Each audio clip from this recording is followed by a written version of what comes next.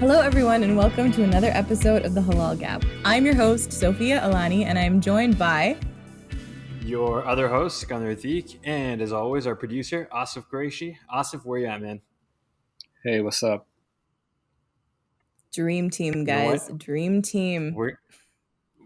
That was like the most sultry introduction by Asif I think I've ever heard. And it put me in the mood to listen to a little bit more. Asif, can you talk to us some more? What's going on? We got work to do, guys. Let's not get out of hand here.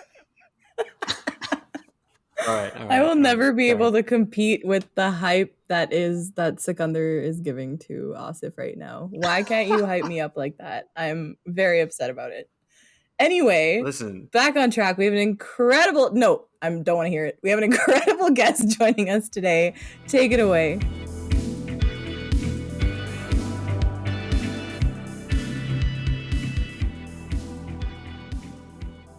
She's a writer, director, and producer whose work has earned her numerous awards and distinctions, including a Student Emmy and the coveted Princess Grace Award. And with her work to amplify underrepresented female voices, she's currently working on her debut feature film with a majority female cast and crew.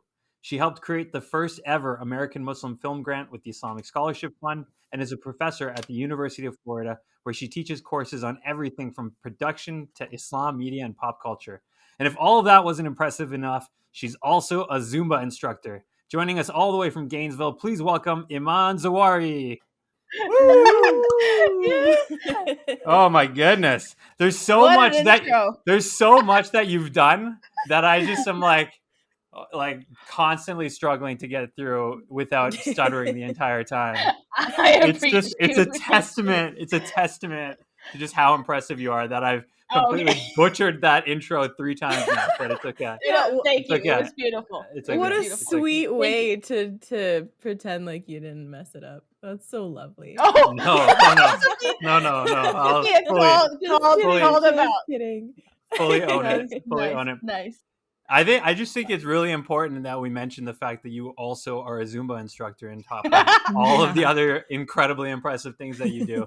In fact, when we were doing research, Asif was like, I think it might be more like rare for a Muslim Zumba instructor than a Muslim female director. But I mean, it's probably about equally as groundbreaking in my opinion. Well, to be honest, like when I go to Zumba conference, it's crazy because it's world international, and there are so many people from Egypt and like Lebanon and all these places. I mean, they're not, American Muslims, but it was really cool because I was like, oh, I thought I was like the only one, and it's like all of us were like, hey, what's up?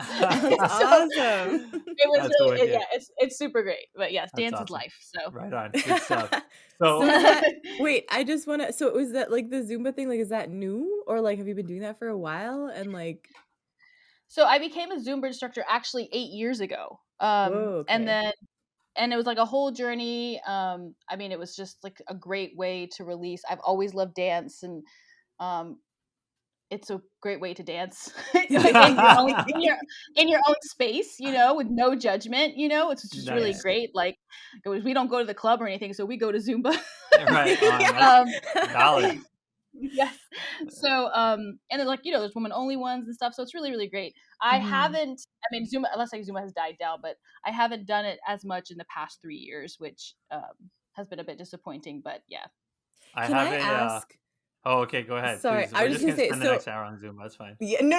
I promise. Last question. But I remember when I went to Zumba classes, they were like, you could burn like 500 to 600 calories in the next hour, and I was like, there's no way that's real. Is that real?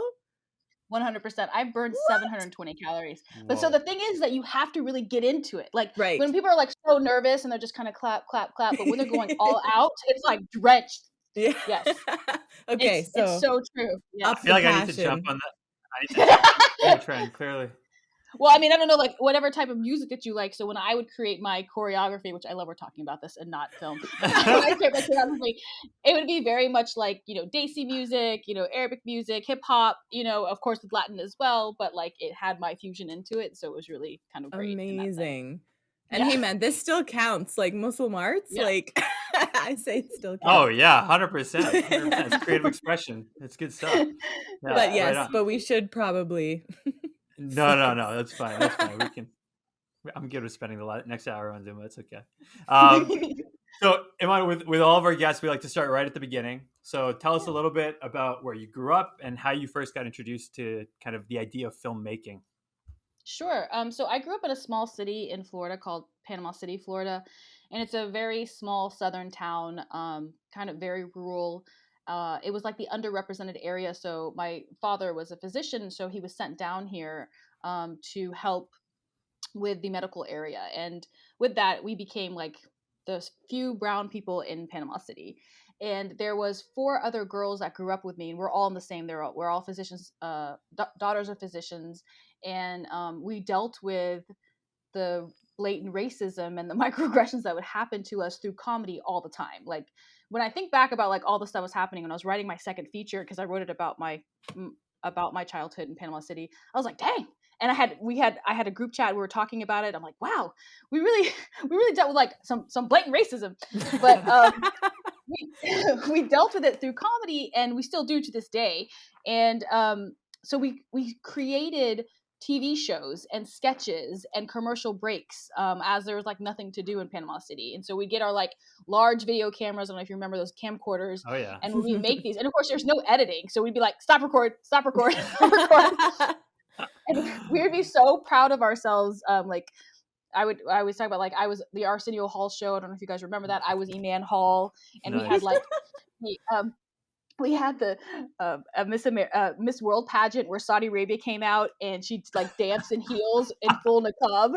Like we were like super creative. I have to say. It was really great. So, and then also like just because there wasn't much to do, we just watched movies all the time, and I loved me some 80s comedies. So Tom Hanks 80s is my jam, and it's so funny because I'm literally all about representation. But give me some like white boy Tom Hanks 80s comedy, and I'm all about it.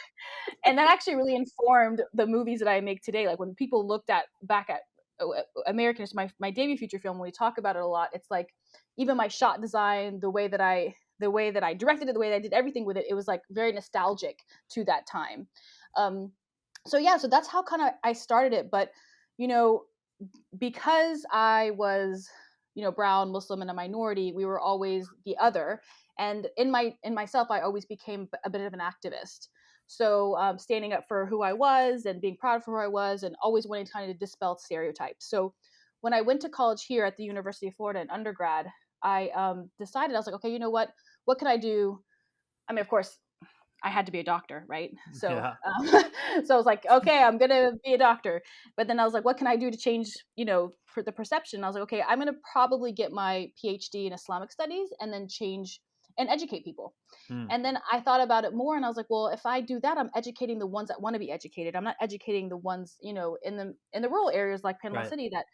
So I was like, you know what? I think my husband got into his graduate program at FSU, which is Florida State University, which has one of the top film schools in the nation. And I was like, you know what? I'm just going to apply, not tell my family, and we'll see what happens. And I applied, and of course I got in. And I told my family, and it was like the most nervous thing I ever done. They're like, okay, fine, call us, And the only thing that like they were like let go of it was that like the prestige of the school in a way. But even after, like when I took my mom to NBC and all that, they still every week was asking me when I was going to take my LSAT and my MCAT, and they didn't really accept me until I got my professorship job here at the University of Florida. Actually, that's not true. I have really a sweet story about that, but like they're finally kind of on the train with me about it.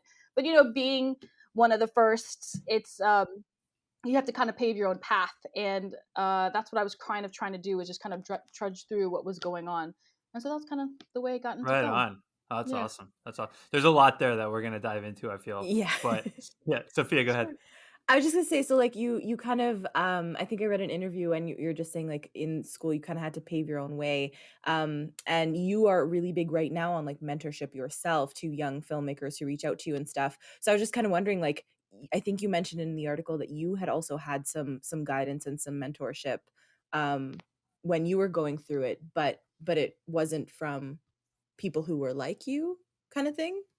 Is that right? Yeah. So I do have, I've had like one like kind of mentor a bit, but not someone that walked me through the whole thing. It's someone I had to kind of reach out to and be like, okay, what's happening here? What can happen here? But not someone that kind of took me through their journey, or that someone that I can look up to.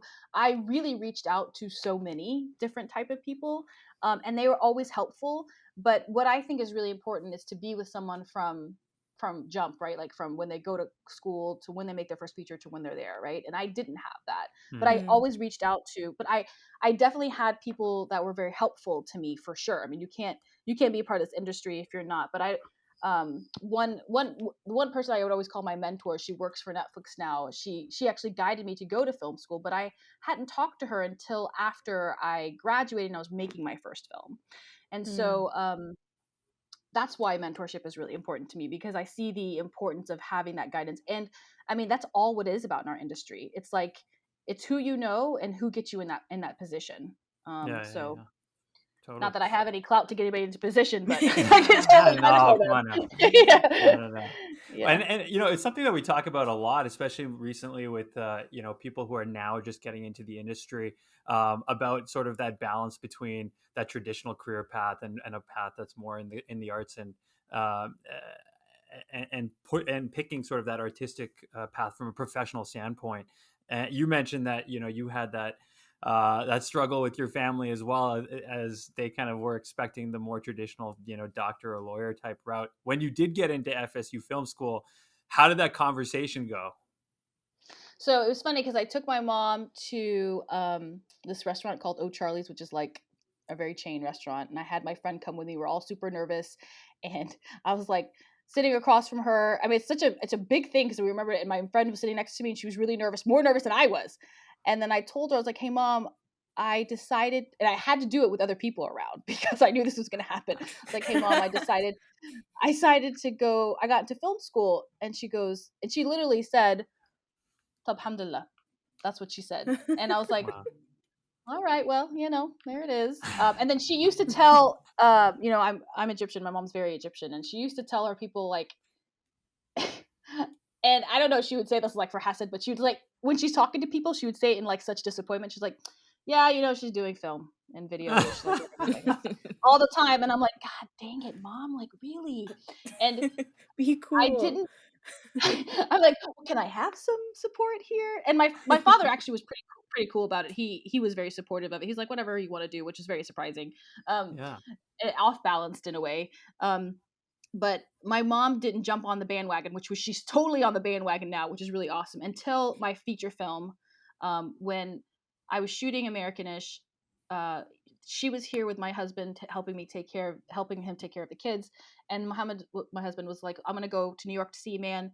And then my mom was like, well, I'm going to come too. You're not going to leave me here. And so they went up to New York, and she walked in. It was the engagement day. She walked into set and she saw that there's 80 people there. It was huge production design. And then I'm at the helm, and she was like, oh my God, this is a real movie. I'm like, okay, Mom, like, what do you think I've been doing this whole time?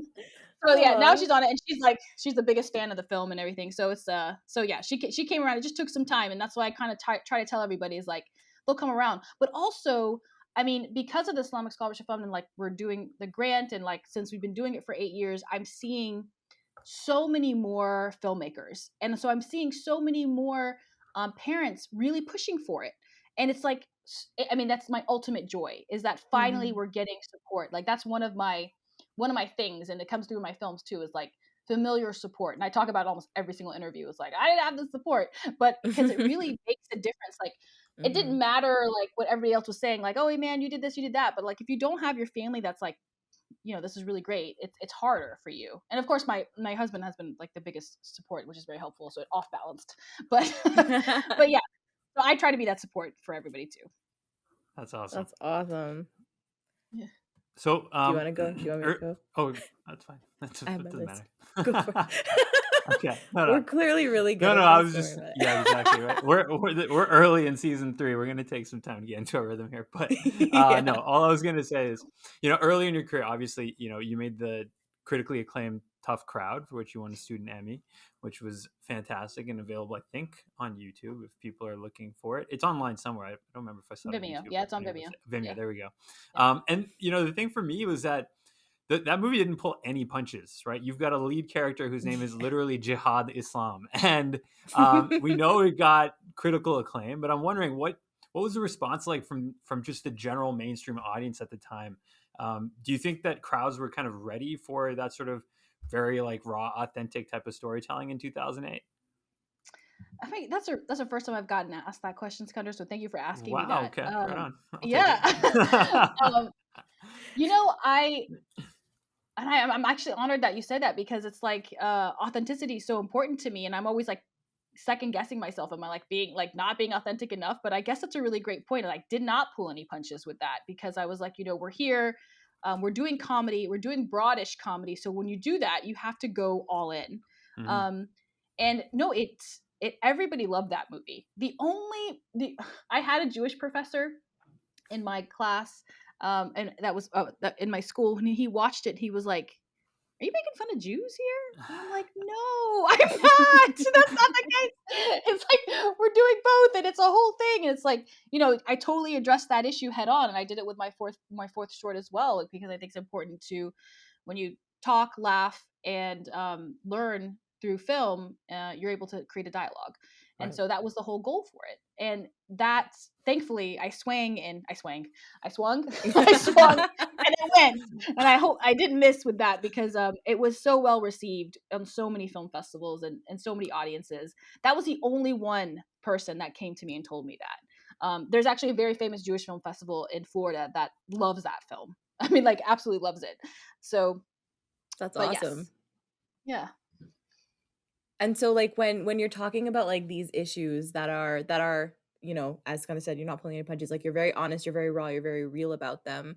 Have you found that there's like because there's a way to do that, and there's a way that people have done that is much more subtle and that is much more like nuanced, and it's like reading between the lines at like the tension here kind of thing, and of course that's one way of doing things, and there's been beautiful art created that way too, but like do you feel like that's just not your jam, or like do you do both, or do you just prefer to be like, here it is in your face and we're gonna talk about it? Oh my gosh, it's so funny that you say that, because I didn't even think, again, you guys are showing me my own art. I didn't even think about that. But in Americanish, we did the same exact thing with our character. We have a Trump-like character, and he's extremely on the nose. And it's funny because people are like, "Hey man, that's like," some people are like, "Is that too on the nose or too unrealistic?" I'm like, no, he actually said these things, right? Yeah. He said we were going to do this to Muslim people. And so I'm like, we're just going to go for it, and that's what we did. We went for it. And I think that shying away from things or being super subtle from it is not being true to yourself and true to the story and true to our experience, which now that I'm thinking about it from what you guys are analyzing is that I have always been one to be like, this is who we are, this is who I am, and we're not going to be apologetic about it. Right. And maybe that's what I'm doing when I'm telling those through my stories, through comedy. So. Well, for sure. And I could, not to put words in your mouth, but I'd actually be interested to hear from your perspective, because you've talked about this in the past, and you mentioned it earlier as well, that you were really paving the way for kind of visibly Muslim female directors, right? You're a hijab wearing woman. And did you find that and specifically kind of more in that 2008 timeframe, 2009 timeframe, when it was not quite as apparent as maybe it is now that there's very talented Muslim creatives out there?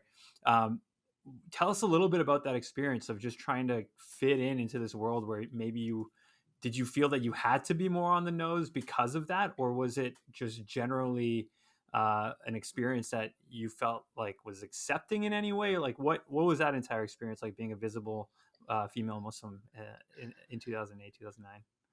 Yeah, I also appreciate, Iskandar, you're killing it. I also appreciate the way that you asked that question, because I always get, what were the challenges? I mean, I've asked that question multiple times. So I like the way that you framed that. It's basically the same question. I'm just saying it a different way. Actually, it's so much better, because it's like, how did you navigate? How did you fit through it? So I love that. So, it's interesting, because I didn't really think about it much, and I just kind of like, well, I have my eye on the prize and I go for it. And it was very much embraced. I didn't have people come out and I think it's because, you know, it was just me and Lena Khan at the time, right? Right. Like there was no one else doing it. So they're like, okay, let's see what this is. I want to see what this is. And also when people are, like, I know, I'm not saying I'm like really great and like, but I mean friendly and jovial and like, No, they're like, totally. it I helps. think we It can helps a attest. bit. Yeah. But like, so people are very inviting to this kind of story and to the story that I want to tell. And it wasn't, and that's something I always talk about. It's like, it's very difficult for me. It's till this day where Muslim women stories have to be heavy dramas. Like, and that's the only thing that I still feel is being seen is like, can we name a Muslim female story that's not heavy drama? That's a comedy. That's in America. Like I can't. I mean, of course, I can name my film. Hopefully, will come out this year. If that's the whole point. But like, I don't really know one. So I think it was really embraced in that way. But I will say, and I always say this, my only challenge is it is in the independent film world, which is the world that I know, is that film festivals want drama. And so the higher film festivals, they're more challenging to break through in terms of comedy if I don't have like a Brad Pitt or Priyanka, and we can say a brown person. But like, I don't know. Is she the brown person we want to say though? Is the yeah, question. we don't capitalize Priyanka, that's for sure. Yeah. Well, no, that's what I'm saying. That's who they capitalize. You know what I'm saying? That's the other thing. It's like not the representation that we want. But so that's been a lot of more of a challenge. The biggest challenge for me is being a Muslim woman that makes comedies that are slightly more, not broader, but like, in that different tone and not the tone that people kind of used to these days. And if you think about comedy, and except for Coming to America that came out, but besides that, like what comedies have you seen in the past 5 years? Like it's really challenging to pinpoint comedies these days more too. So that's been my biggest challenge. It's interesting because I feel like over the last kind of, I don't know, whatever, 15, 20 years, like comedy has definitely evolved, right? Like we had sort of like that really slapstick Jim Carrey type era. And then you had like Judd Apatow come through and like completely revamp the way people think about comedies. And then you're right. There's kind of been like this void over the last little while where, you know, there's maybe comedic elements in more dramatic films, but like maybe it's just because we just talked about it. I'm trying to rack my brains, but I can't think of the last movie that I was like, oh my God, that was like an amazing comedy that, you know, everybody needs to be watching right now. Maybe like Borat, maybe. I don't even think even that. It's like very, but that's like very like circumstantial as well, right? Like it's not like you know. And that's like that's like a mockumentary style. It's not like a fictional comedy. Exactly. Well, I mean, it was fictional comedy, but like Then I was actually watching Jumanji, and I'm like, well, I guess this is Jumanji was pretty good. Yeah, Jumanji's hilarious, but actually it's an action sci-fi, you know, comedy. It's not true. And you're so right about, and I follow, I follow the whole Judd Apatow thing. He totally did create a new comedy, and so what is a new comedy that is going to be created now, and like who's going to create it? I mean, possibly, clearly another white male, but you know, like, hey, you know, man, we don't know. Yes. It's me. Exactly. No, I'm hoping there's room for sure. For sure. But you know, we talk about this a lot too. Streaming and television has completely changed our, you know, our platforms completely. Yeah, people are making so much more, and there's probably there's so many more comedies that I'm not seeing because they're all on the platforms, you know, that are coming out. Well, that's an interesting point too, because I feel like streaming has, in one way, where we're talking about like, you know, fictional scripted comedies might have been on the decline. I feel like stand-up has definitely taken off because of streaming. So it's an interesting parallel at the very least. Yeah. And actually comedic TV shows too, I think. Yeah, true. Very true. Very true. So, you know, something that to kind of maybe dive into that representation thing a little bit more, you know, we've spoken in the past to Sue Abedi at MPAC Hollywood Bureau about how kind of around the time of Trump's election, there started to be more of a conscious effort amongst, you know, Hollywood executives to get that Muslim representation in place. And you start to see a little bit more, you know, integration of Muslims in like not just these terrorist type roles. I'm wondering from your perspective, how successful or effective do you think it's been over the last 5 years in terms of having Muslims in these kind of more diverse roles in Hollywood and mainstream media? So I think it's really great, for sure, because it's from 2006 to 2016. I was working my butt off to try to make that happen, Yeah. and then also in 2016, like Sue said, the execs got together like, okay, Muslim ban, we need to create a voice, and then all of a sudden, Muslim was like the new black. Everybody was wearing hijab, everybody was this, and everybody was that, and then we had. So I, of course, was like, yes, there's something on TV that's not about them being a terrorist or a terrorist wife. So I was super, super happy. So I definitely saw so much more. But then it became the issue of who's telling the story and how authentic is the story, because it wasn't. None of them really were. And but Sue, I mean, of course, has done a great job consulting on these shows that do that kind of representation, but it was still being written by non-Muslims. And that's something, again, we're trying to push more, is like, let the Muslim stories be in the room and let them tell the story. And of course, our main example is always Rami, right? Like, he was able to do that and tell his own type of story that he wanted to. So I do think that it's been great, because any representation in media from any ethnic background, it shows connection, it shows understanding, it shows empathy, and that's what we need to create through film and television, is empathy. And creating these characters, they automatically empathize. And so now when they see me walking on the street, they're not thinking that I'm an oppressed person, they're thinking of like, oh, that character, right? Right. That I saw. So I think it's great. I mean, I love it. I'm super happy. And it just like came out with a bang, and I was like, oh my God, I can't believe this. It like literally came out of the bang all at one time. So that comment you made just kind of made me think about who's telling the story. Like, there was 4-5 years ago, there was a Mosquers movie called Muslim Writers' Room, that we had showcased at our festival, that was like talking about how there was this group of Muslims brought together by this network company that was like, write us a story about Muslims, and like, obviously it's going to have bombs and terrorists and like all this stuff, and so like, run with it. And they were all like, as obviously whole complex humans, like, okay, so like, let's think of something super cool. And they end up coming up with this story of like this Muslim woman who is like Secretary of State or something, I think, as is like kind of where they end up, like where their script ends up. And then the executives are like, nah. So like, I just wonder, like, while there's definitely an importance to like, of course, having that representation even in the writer's room, do you feel like there's still a drive and a desire to like focus only on one particular area of like the whole Muslim experience, like one particular narrative that they're still trying to push? Or is there space to be like, no, we're complex people and we experience like love and loss and all of these other things just like everybody else, and so we're able to write that? You think so? There's a question: is you think that the industry is wanting that, or us as Muslim writers want to do that? I'm just wondering if there's space in Space. when we're now having more representation in these writers' rooms, is there still some policing of what we're able to write? And like, is there space to tell more authentic, more diverse stories?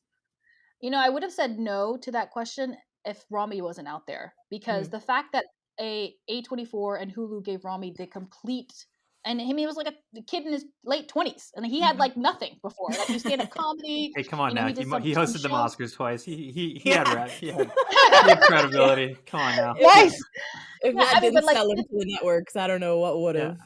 Yeah, exactly. It wasn't like, I mean, even though he doesn't say he's Muslim, or he's not actually whatever. Aziz Ansari, like, he was in a show and he built himself before he was able to get a show. That wasn't the same situation with Rami, No, for and sure. so I that gives me so much hope, because it was like, I want to give you space.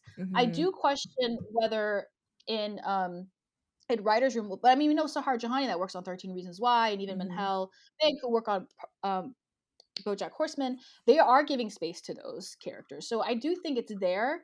I think we have a long way to go. I say it's always a snail's pace. And it just has to be. We're always trying to create creatives, and I always Tarek Jalil, who's a executive, he always says we have to have more executives, which is true. Like, we don't have executives making these decisions. We all want to be creatives because we want to create it, but it always goes back to that executive that's making that final decision, and they're the gatekeeper.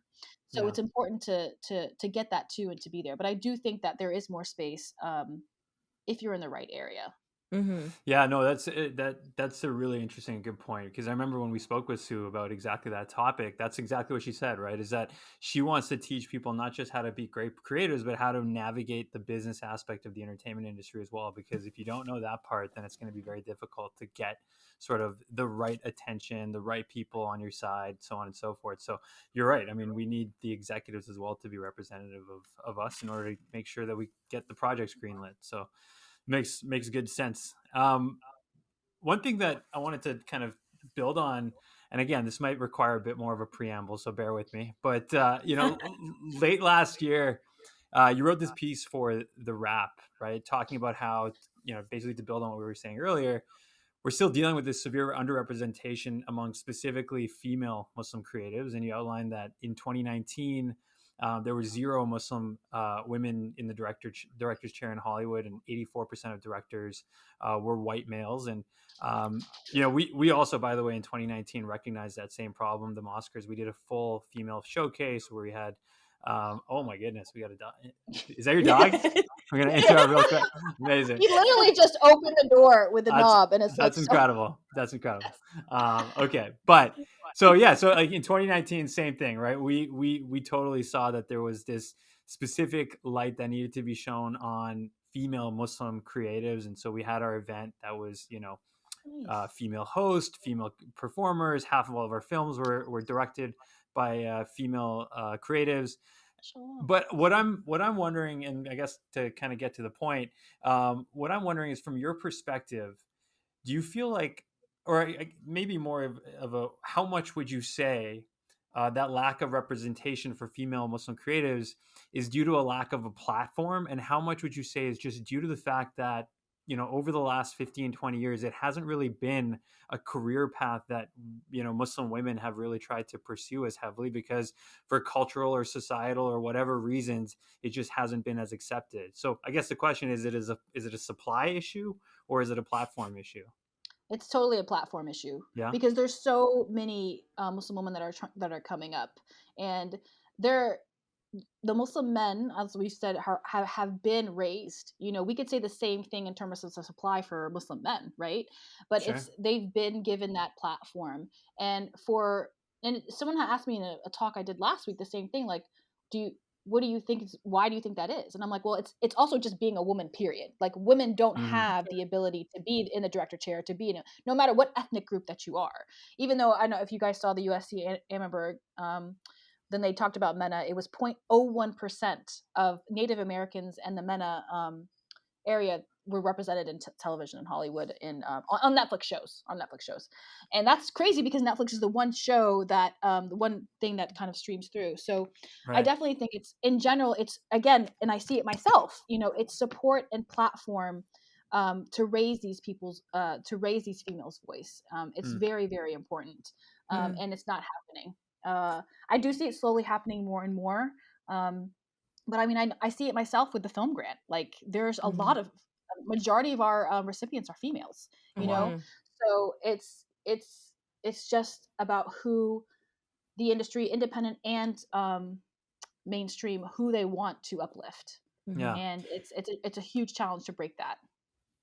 Yeah. And I know, like, too, you mentioned that there's, like, not only is it like Muslim women, but it's like all the intersections of different identities that we have as Muslim women. So like Black Muslim women, and like hijab wearing Muslim women, and non-hijabi Muslim women, and like all of these different things of, like, again, such a broad community that we have of representation. And so, like, to that end, is there, like, because there's, I think, with those intersectioning identities, we know that there's like different barriers that each of these communities experience. So like you mentioned Muslim men versus Muslim women, like the Muslim women have additional barriers. And so similarly, like with Muslim women and like Black Muslim women in particular, I think there's of course additional barriers. So like, can you speak to at all like that type of is there a way to get more representation? Are there things in your grant that are specific to the Black Muslim community that like they can kind of pursue and have opportunity for? Oh, well, for sure. I mean, the Black Muslim experience, the largest Muslim American Muslim community in America, we make sure that the Black Muslim experience is in our grant every year, and I think it has been in our grant at least one or two in every part of our grants except for 1 year. And so, yes, I mean, for sure in our grant, that's for sure that it's extremely important. And another thing you're saying, how it goes through, like something I really appreciated was Samir Gardezi. You know, he did the why am I blanking on the Instagram thing that he did? Do you guys know what I'm talking about? I'm Have gonna you seen Austin, it? need do you know what we're more. talking about? Austin's Well, our resident social media expert, so he can chime in if he so knows what we're talking no, about. but so Samir Gardezi created with Paul Feig, who Paul Feig is the one that does Bridesmaids and all that. They created a company, and I'm blanking on the company's name, of course, but they created a series that ended up being distributed through Instagram. And the series was the main character was a Black Muslim female, and they created a writers' room where it was extremely diverse, a diverse Muslim, I mean, You're cast talking that about was Aliens in America? no, No, not Aliens in America. Okay, keep Aliens in going. America. It was actually with the show. Yeah, yeah, yeah. East of La Brea. It's called East of La Brea. Oh, okay, okay, East yeah. of La Brea. East of La Brea, and it had a very diverse writers' room. Nia Melika Dixon was one of the. She's a Muslim writer. She's one of the writers on there, and the main character was a Black Muslim female. And what was really awesome about that, it was created by Muslims, right? And it represented. It said like, you know, what is the story that we're going to tell, and we're going to tell that story. And then Paul Feig, who's huge in Hollywood, was there to co-produce it. So that's like a perfect example of like how we can get our story out there. Now it did premiere at South by Southwest, but it did. I don't know what they did. Like I guess because they're short, so the platform that they used was Instagram because that's where I watched it through. And it was. I just love the way that they did that, and I actually really enjoyed the series. It was like I think they were like 10-minute spurts, and they were really really strong. But I was like, you know, the way that we think that we have to do it, which is really hard for me too. Like we're trained in you make a film, it goes to a festival, it gets distribution, and it gets in the theater, and then it goes streaming. Like that's how we're trained as filmmakers. But that's not the only way to get things done, right? And that's not the only way to tell our stories. So that was just like a really perfect example. It was really really uplifting for me. Now that's just one that I can think of, but yeah.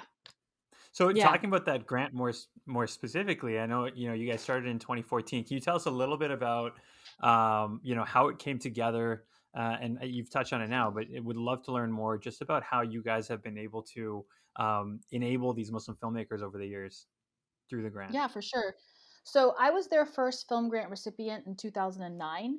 And one thing about ISF that's really big. So if you're not familiar with the Islamic Scholarship Fund, it's sadly we've always wanted to do Canada because of government reasons we can't. So it's only in a United We'll States figure of it out. America. We'll figure it out. Yes. But it's the whole thing is based off of funding humanity areas and anything that's not sciences, and it's supposed to enhance our communities in public policy and public opinion, right? So they give film, law, journalism, writing. That's kind of it. And so they started in 2009. I was their first film grant recipient, and then like a few years later, they're really big about staying with their alumni. So they're like, Iman, what can we do for Muslim filmmakers? And I was like, well, I'm working on my feature, and there's no one to support me. And I couldn't imagine if a Muslim organization was doing that. I think we should create a grant.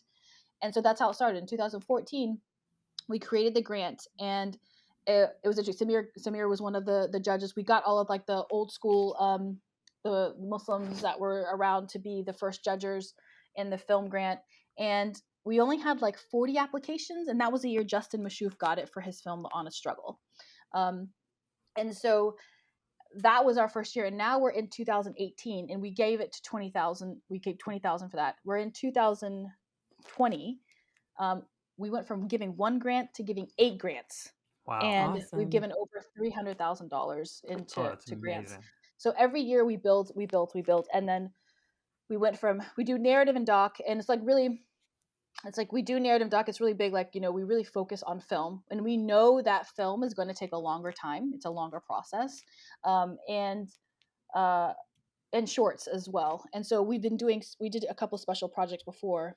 And so, yeah, we're expanding, and we're working on creating more grants in different areas as well this year too. So, and again, it went from like having like 40 to hundreds, and also it's not even about in the beginning, it was all about pick a pen, tell your story. We want to support you no matter what. And now it's become like, okay, these are professional filmmakers, and this is professional filmmakers that we are going to support that went to film school and are not getting support from the rest of the community. And it's not even about quantity; it's about the quality. That it's so hard to pick them, and I'm always there like asking for more money. Like that's my job. It's like I see these filmmakers, I'm like, we gotta give them to all of them. Like, you know, it's like so hard for me to say like not to give one to what. And you know, it's not just me. Obviously, it's the judges that do that, and I'm kind of like the head and try to figure it out. But I mean, it's pretty amazing. And then we create what's really better, like awesome, that we create a collective of Muslim filmmakers, right? And that we're kind of all alumni together. And even outside of the grant, you know, let them know like, hey, this is your home, just to kind of be a part of it. So yeah, you build that community, right? Makes a ton of sense. Super cool. That's awesome. Thanks. Very cool. Go ahead, Sophia. I just wanted to. So you touched on a few times your feature film Americanish, which you have been working on for a while, and have like finally, like you mentioned, potential release. So I wondered if you could talk about a little bit about that movie, about like how it came to be, and your like what's happening with it. Okay, great. So I have been working on Americanish for 8 years of my life, which is so dang long. But so how it came about was I originally was working on a feature film with Muhammad Amr and Azhar Osman before this, and it was based off of Muhammad Amr's life, which he's now making into the TV show. And while I was doing that, I went to New York for my birthday, and we passed by the Cherry Lane Theater, which is this very famous theater in New York City. And I saw a picture of a woman in hijab, and it said "Dirty Packing Lingerie." And my cousin was like, "Oh, we should totally go see this, man. This is totally like your jam." And I'm like, "All right, let's do it." So I go in. I go into this theater. I sit down, and I see this woman transform into 6 different Muslim women with a scarf. And I laughed, I cried, I screamed. It was like the most amazing show I ever seen. And I was like, I cannot believe it. Like, again, it was one of those moments where it's like, there is a Muslim woman that's doing this on a stage in New York City. That's art. And I cannot believe that it was happening. And it ended up being like one of the first one. I mean, it was the first one woman Muslim women show. And so the woman's name was Aiza Fatima. So I talked to her afterwards, and I was like, hey, you know, have you ever made movies? I'm like, have you ever done shorts or whatever? She's like, girl, I've done features. And so then that's where the love began. So like we just started emailing each other. We talked about our love for the same films, which were like, you know, Bend It Like Beckham and all this stuff. And so what we did is we took the characters from the play, we took 3 of them, and we made it into a film. I mean, it's very different than the play now. And it took 4 years. And I always say this to a first-time feature film writer: never write an ensemble piece as your first feature. It is completely bad idea. So I went through so many different iterations, and then, you know, we went on the journey to raise the money. And so that was very difficult, because we really said we want to get money from Muslims, period. Like, Muslims are not supporting the arts, and we want to. So we traveled all over the nation to get funds from American Muslims, and it was very challenging. We would do our whole pitch. We based it by the cause, but of course our business was, you know, dead on, and people would not, you know, invest as much, right? And I still attest it to being, I mean, this could just be me, but I really feel like it has a lot to do that we were women. And I'll tell you, the data in that is that we were pitching to men a lot of the times, and then at the end, who ended up funding us were majority, if not 99% women that ended up funding our film. And there were women that were doctors, and there were, you know, like other things, and friends and family of mine. So which it really, I learned, obviously you learned 8 years is a long time, but you learned so much in your journey about, like, you know, what people want, what Muslims want, the audiences, like how people are going to support. And I just was so, this concept of, you know, Muslim women kind of banding together and not relying on anything else or anyone else that can kind of uplift us was really, really important. And also another thing about the film itself is there's three characters, and they're 3 Muslim women that they're completely different from each other, right? So to show that Muslim women are not a monolith. And so after we finally got the money, you know, we shot the film, and we shot it, then edited and shot it, edited and shot it for like 3 years. And then finally this year I was like, okay guys, we're done though. This is it. And so I say 2021 is our premiere because we've applied. I mean, hopefully, inshallah, Allahu Akbar, we applied to many of the festivals, and no matter which one we're gonna get in, we're gonna we're gonna accept and a premiere for 2021, inshallah. So this is hopefully our year. Keep us in your du'as, but that's kind of like inshallah. Yeah, and you it also. is Oh, sorry. Go ahead. I would just say it is the first rom-com made by an American Muslim woman about American Muslim woman, and it's 2021, which is crazy. Yeah. So, yeah, I mean, but another thing I would say about this, and if I've had screeners, I know that actually every filmmaker should know, I know this is not everybody's jam. For example, I screen this to my students who are Gen Zers, and they just totally don't get it, and they're just like, this is, and I'm like, oh, you know what? That's okay. But when I screen it to 30 and above, it's like, oh man, I get this.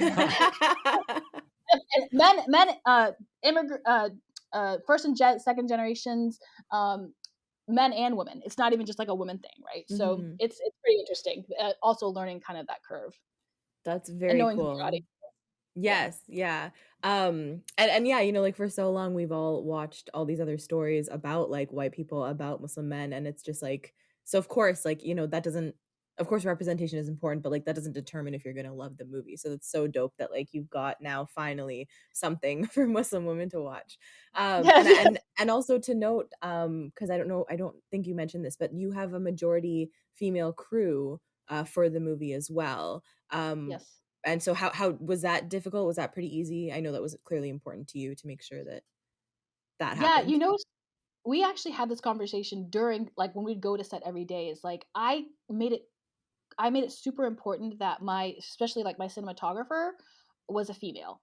And we were talking about this, I had to go out and look for that, and I had to figure it out and talk to other people, because there's, a plethora of men, but there's not a plethora of cinematographers that are women. It's very, very rare. And so we were talking about the only way that we are able to give opportunity is if we give it to each other.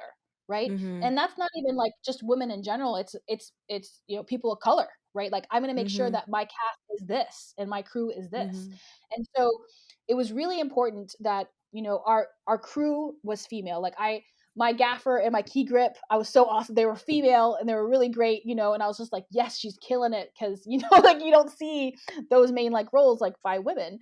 And so it was really important that I know that obviously I'm a woman. I know that they can do that. So I want to be able to, in my opportunity, to support that, and to, I obviously talk the talk and need to walk the walk, and to make sure that we do that. So, yeah, it was really great, and it was really beautiful. And we had our whole take a picture, women on film. It was really awesome. Great. Yeah, that's great. Do you think that compared to when you were just first getting started, and and now I'm referencing back to Tough Crowd, for example, do you think the reception now, and I know you said we kind of all know that the reception from a critical perspective was amazing for Tough Crowd when that first came out, but do you think there's maybe even more of a willingness from a mainstream audience to accept the story and the ability for this to have more of a commercial success now that these more diverse stories are coming into the limelight? Have you found that it's kind of progressed a little bit in terms of people's attitudes towards these types of stories? I hope so. I mean, I can't say it now because Americanish is not out yet. No, but for sure. I really, and I worry because I know that my film is more of a nostalgic 80s comedy, and so I do worry, especially for the younger 30s. But I know that there is a strong audience for it 100%.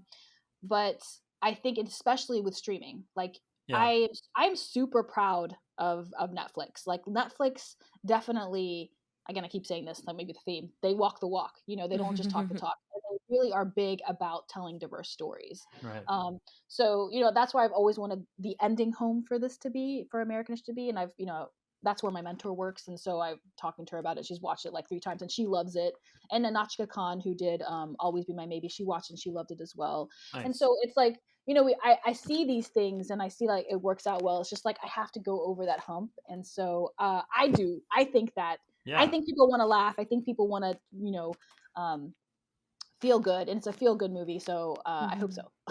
No, and I have no doubt that, like, from that perspective, I'm 100% sure that you probably knocked it out of the park. I'm wondering more so as it relates to specifically a story about women who are Muslim and, you know, who have these very different type of perspectives and, you know, what might be typically seen within rom-com. Because like you said, you're the first one to really make a female-led rom-com about Muslim women, and like that would not, I don't think that would have, you know, been as digestible even 15 years ago, based on, you know, the fact that it just wasn't consumed in that, like, Muslims just didn't get presented in that way. So that, I guess, is my question, is more so like, do you feel like American audiences are more willing to accept that sort of thing, or does it not matter? And you know what, you're going to find your niche amongst the Muslim community, and that's really that should be, you know, pretty substantial base in and of itself.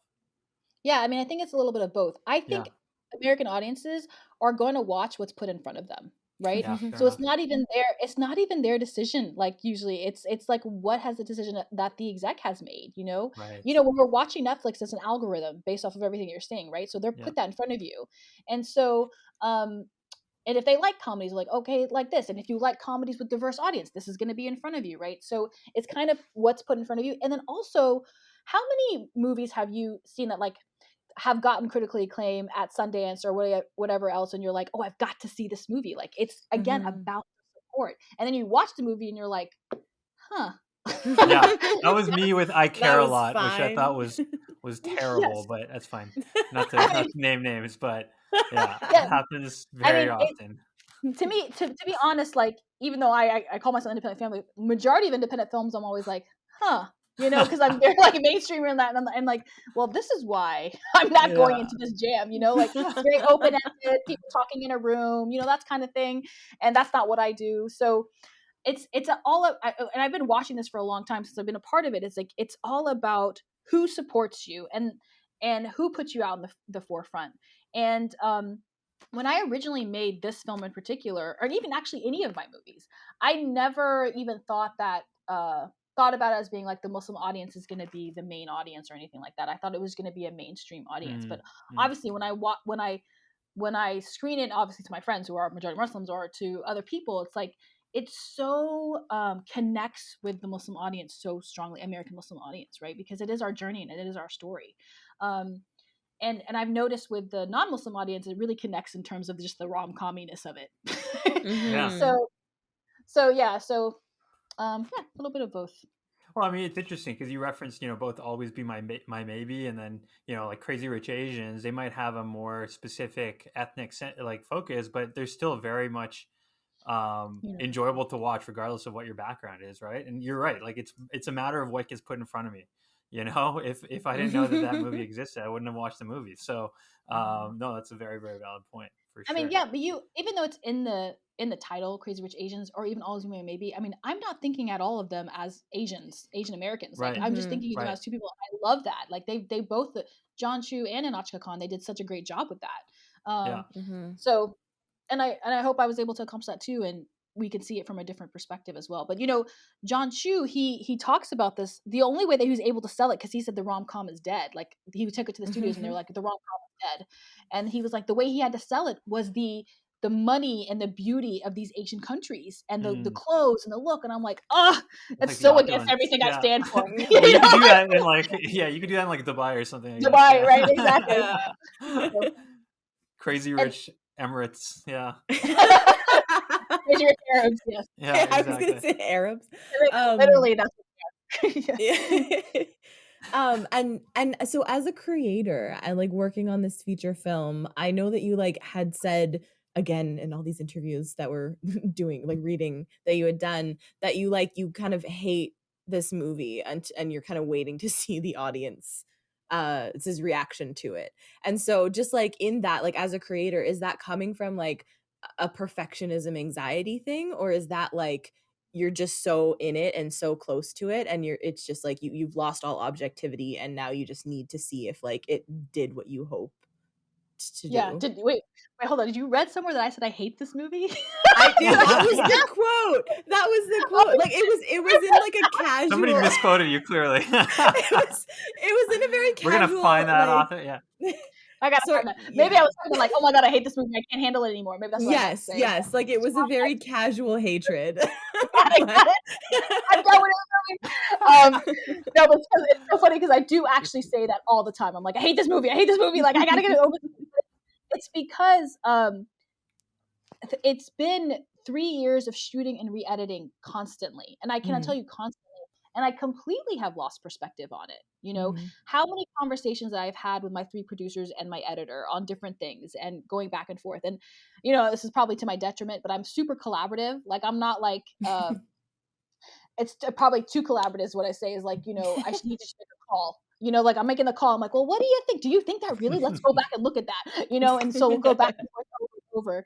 So I definitely think I'm way too close to it. And it helped too because we had edited for a long time, and then we'd step away for a month. And when I came back to it, I'm like, oh my gosh, is this my movie? You know.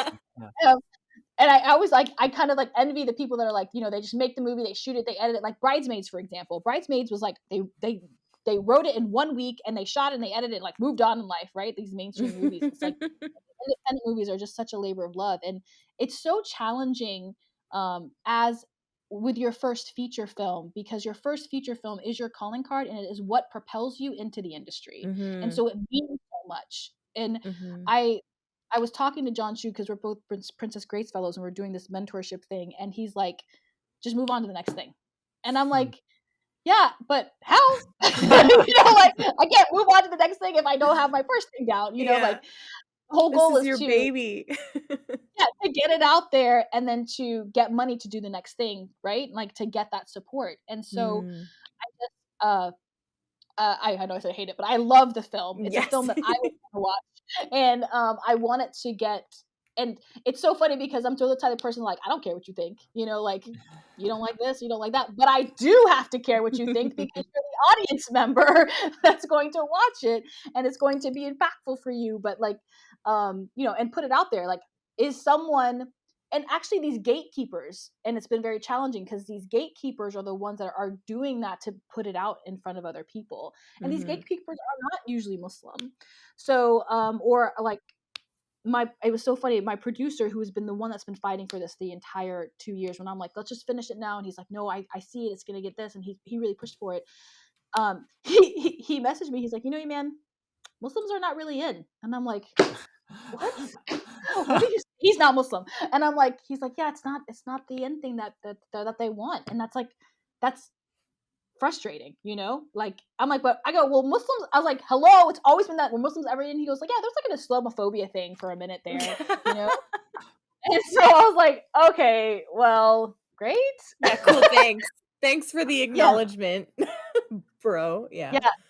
And you know what's also super crazy is because I work with ISF, and you know, I have been a part of this for a long time, and obviously it took me a really long time to make my feature, which it usually does, and I was feeling really bad about it. My goal was to make my feature film 5 years out of film school. It's like everybody's kind of goal, and it took like 15. But someone had messaged me and said, hey man, again, because Muslim women are the thing, they're like, hey, who are the feature film Muslim female directors? And then he sent me a list, and I'm like, oh my God, there's only 7 people on that list of feature film Muslim directors, Muslim women directors. And I could not believe it. And I was like, no, there has to be more. I'm like wrenching my brain around it. And I'm like, no, that are American Muslim, there's only 7. Wow. And that's including me that hasn't released mine yet. So then there's 6, you know? So yeah, it's just like we have to do a better job of uplifting. And that was one thing that, you know, when I was applying to all of these larger festivals, I would actually write a cover letter that would say, you know, there has to be a platform that is created, and you have to be supportive of that platform and supportive of that voice. And so I was really hardcore, again, not being apologetic about it, like, what you doing? So, you know, and then again, that's what I'm saying. We create the platform ourselves, and I'm really big about that. And it's like, so that's why we created the grant, and that's why we're creating mentorships and things like that. And like you guys creating the film festival, like we're creating our own platform. Like Mosquers is the biggest jam for Muslim films. So thank you very much, you know, creating that platform. Yes. Yeah. No, that's awesome. So we're approaching the end of our time, but before we do that, we had like a whole slew of questions that we wanted to talk to you about as it relates to your other hat that you wear, which is in the education space as a professor. But very kind of high level, maybe if you can just talk to us a little bit, because I know it's a pretty interesting story. I would love to hear how kind of you got into that journey of teaching and what motivated you to go that way. So, when I was in film school and I learned that getting an MFA is a terminal degree and that you could teach, I had made the decision. I was like, oh, you could do that? I had made the decision. And I told my mom this too, who was having a hard time with the whole thing. I was like, oh, and it was funny. My sister-in-law was like, don't worry, she could teach. Like, it was like, there's always this out. Okay. So I was like, okay, you know what I'm going to do? Because that's another thing that I didn't address here and that I would definitely want to address is I'm a mother. I had my son, he was 2.5 in film school, and I was the only film school person that's ever had a kid in film school. And it's not something I want to shy away from. And so I had 2 kids, and I'm very family oriented. My family's really big here in Florida. And just don't worry. When I inevitably redo the intro, I'll add and a mother as well. Okay, that's fine. No, it's totally fine. So I had said, okay, so then I made the decision. I was like, okay, I know how Hollywood is. After like Tough Crowd and Undercover, and they asked me like, you should write for television. And this was in 2008 and 2009. I was like, I don't really think I want to do this. I'm not feeling this vibe here. I'm going to go back and make my movies. So what I had decided is like, you know what? I'm going to teach, and then I'm going to make my movies on my own terms. And I'm just going to like fly around the nation and do the talks and all this stuff. And it was actually extremely challenging because, as you know, I have four main jobs in my life. And so that's what I did. Like I said, okay, I'm going to make films, and I'm going to teach. And teaching is, I always say ISF is like my legacy, the most important thing, but teaching is the most fulfilling thing that I do because I'm working with all backgrounds, and I'm teaching them to hone their voice. And that is like so great. And we're creative at all times. Like I'm on call, we're just like working on a film shoot now, we're trying to cast, it's constantly, telling stories and telling different unique stories. And especially the University of Florida, they didn't have a narrative film program, so I kind of helped build that, and that's another thing that was really great as well.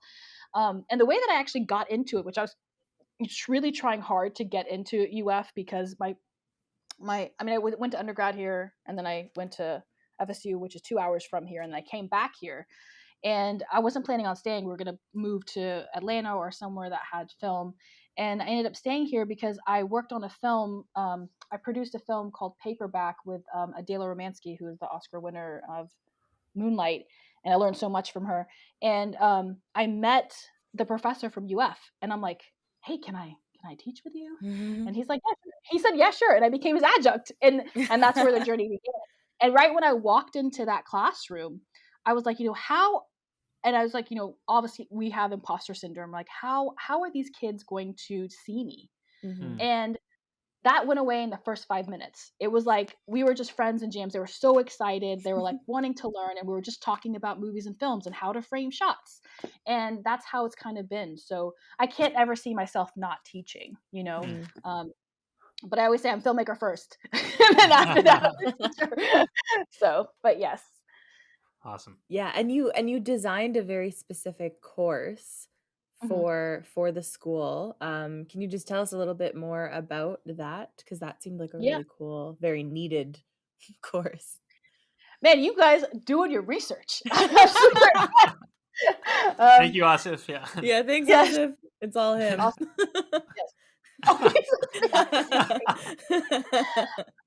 So it was always my dream and my goal to make a Muslim in film class. So when I went to UF, I was like, okay, I built up all the narrative stuff. And then I was like, you know what? Okay, it's time. Let me do a Muslim film thing.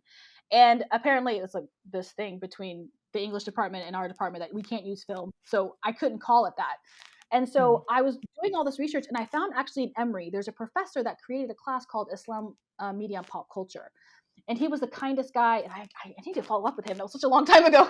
But he's like gave me all of his syllabus, his syllabi, and I think he's a non-Muslim man, or maybe he's a convert, and kind of really guided me. And so what I had decided to do, because you know how small our community is. Like I know most of the artists in the nation, right?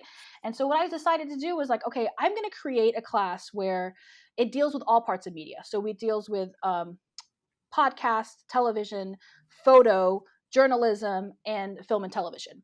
And so what I would do is I would have someone from each one of those areas come in and talk to the students so they could see a Muslim in that role. So like Rabia Chaudhry comes in for Serial, and Esma Khalid from NPR, and we just had why am I blanking?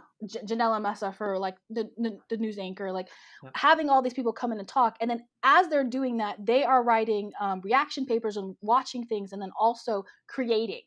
They're creating content with Muslims in it, which is really hilarious. And I make them do it through comedy. Because obviously, if you imagine if somebody else not. So they make a PSA that they have to teach people about Muslims, and they make a music video, a rap music video about Muslims, and then like short films and stuff. And so the goal of the class is for them to understand how to tell. And when you're put into position to tell someone else's story, how are you going to do it? Where are you going to find the line? How are you going to understand it? And I've had so many. Like my students work with People and NBC and Hollywood now, and they said like that was one of the most important class that they took when they're at the university. It wasn't even their film classes that I taught them. Wow. And what's really awesome is that all my 99% of my students are all non-Muslims, and they just followed me from the film class through.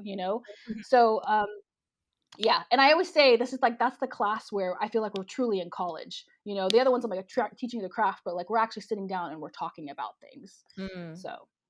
Thank you so much for asking about that. Yeah, I just thought that was so dope. And like, yeah, clearly I obviously haven't taken the class, nor am I a filmmaker, but I could see how that would be like such an important class, because not only is it speaking to such like a huge issue of just like Muslim representation in media, but that could apply across the board. Exactly. And when you have a majority, white and male kind of ecosystem currently, like how do you insert yourself and then still follow your passion and like do what you want to do, but do it like respectfully for like other communities that are trying to get in, like trying to get representation and trying to get shown.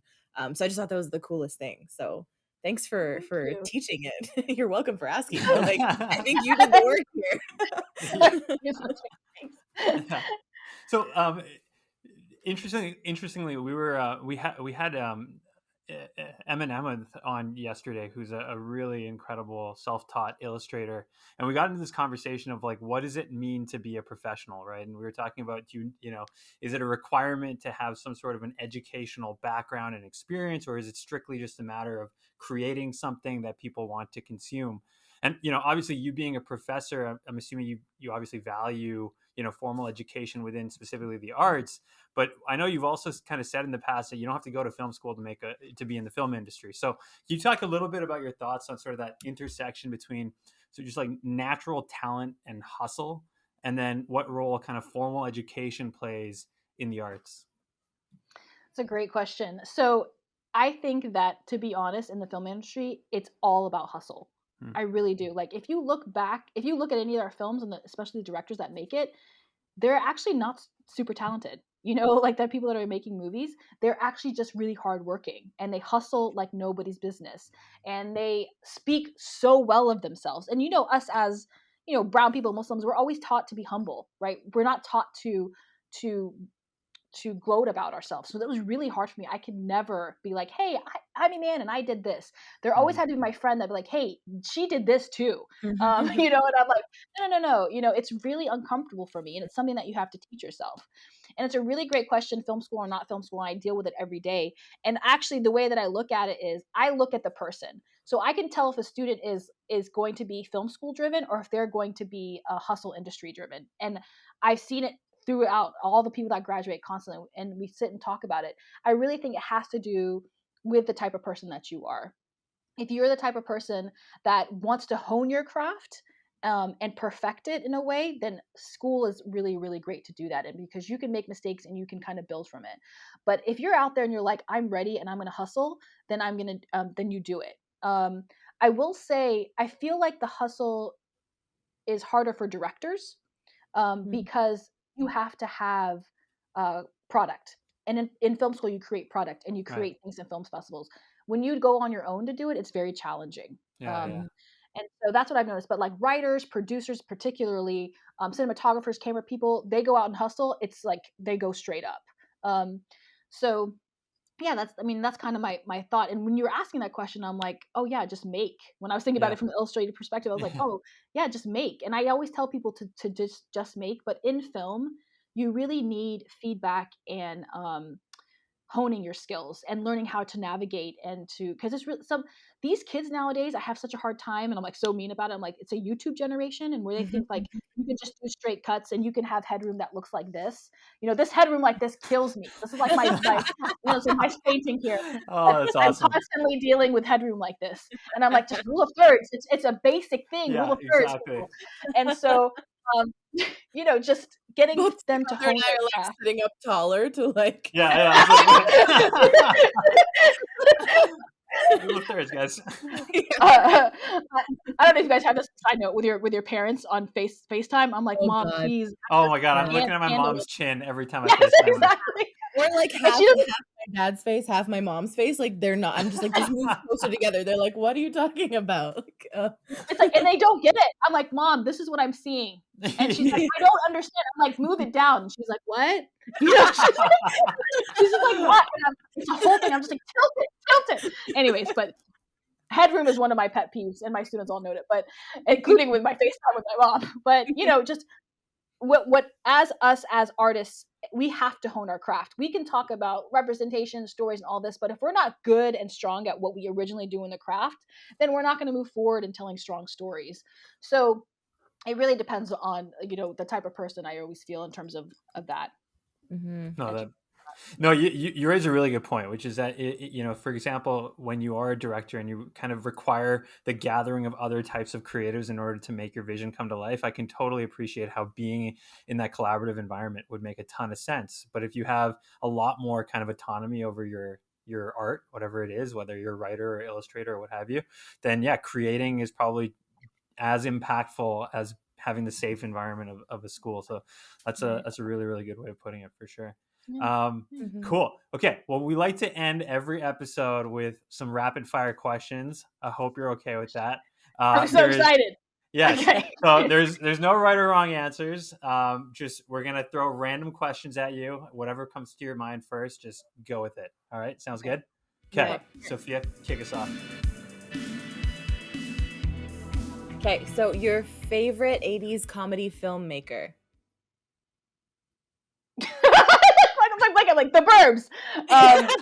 Yeah, not the movie. The movie. Oh my gosh, why am I blanking on the names of John Hughes? Okay, perfect. Yeah. That works. Perfect answer.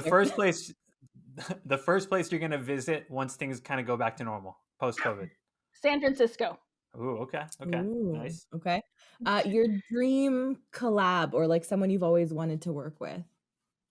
Amir Nair. Okay. What's your most rewatched movie? The Burbs. I feel like we've gotten that now. Yeah. Is it The Burbs though? Yeah. And last but not least, your favorite way to eat potatoes.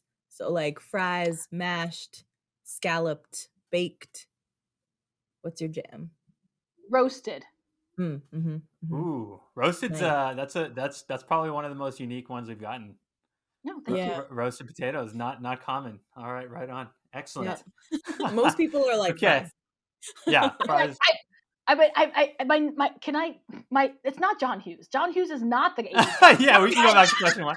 I feel like you're still thinking about question one. I'm upset that I can't figure out who the person that is making these movies are. But they're like always super random directors. When I look back at The Burbs, The Money Pit, Coming to America, all of those, they were all different types of directors. They were not, but they were not all one. So Penny Marshall is one, but she's not from the 80s, and Nora Ephron. But yes, they're all different. Okay. I always look at the directors, but they're not universal in terms of. But I'm like, it's not John Hughes. It's not John Hughes. Please don't use that again. Okay. It's okay. We got a lot of post edit work to do on this episode. We'll because I'm sorry, it's going to be so hard to edit. No, this was great. This was fantastic. Iman, thank you so much for your time. Where can people find you and your work? Thank you so much for having me. This was such a great interview. Good job, team. Thank you. Thank you. You can find me on Instagram at Iman Zawahry and Twitter at ImanKZFilm and Facebook at Iman Zawahry. So you Awesome. guys can And check me for out there. our American audience, how can they learn more about the scholarship fund? Yes, please. www.islamicscholarshipfund.org. I don't know when this will air, but the deadline for the scholarship is March 21st, which is actually just around the corner. But the film grant opens at the end of April, and it's going to close most likely in June for the first round. So please apply if you are in America. Awesome. Okay. Thank you again so very much. Thank you so much, you guys. This was great. Thank you. We hope you enjoyed today's episode of The Halal Gap. Join us in 2 weeks for our next guest, Shiroz Khan.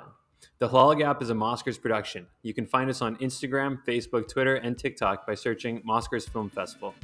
Thank you to our sound editor, Hamada Arafi, our tile artist, Narveen Syed, our video editor, Arish Jamil, and our producer, who actually just came from saving a cat from a burning building, Asif Qureshi. On behalf of Sofia and myself, thank you for joining us.